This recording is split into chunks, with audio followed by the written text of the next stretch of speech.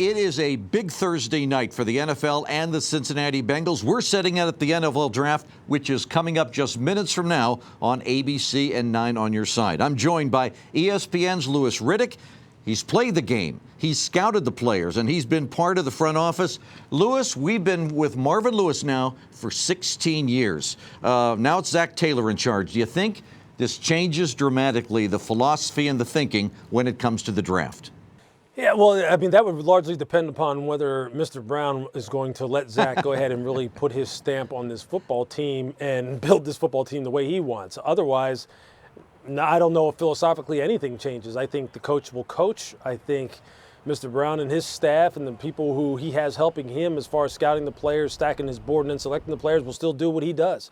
So, I mean, that's the way things have been in Cincinnati in the past.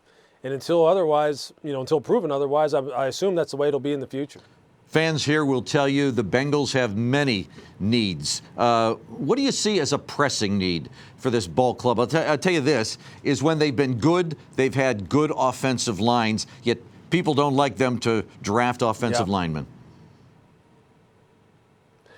Yeah, what's interesting is whether or not you feel as though you'll be able to address the offensive line somewhere later in the draft and you don't have to pay premium first-round 11th pick overall price for that kind of help. Although there's no question that the right side of the offensive line in particular will need to have some fortification, for lack of a better word, at right guard and right tackle.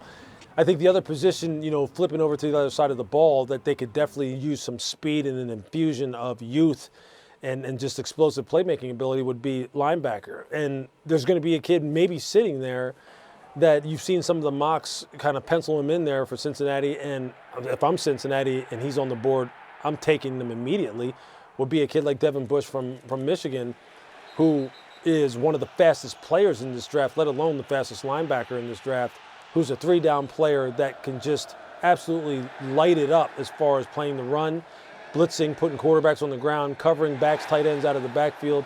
I mean, he would just be fantastic. I think he would look very, very good in orange and black there in Cincinnati. Thank you, Lewis. The Bengals roster changed a bit in the offseason. As we talk about the O-line, it's thinner than 2018. Tackles Jake Fisher and Cedric Ogbuehi both signed with other teams, and tight end Tyler Kroft also packed up and left.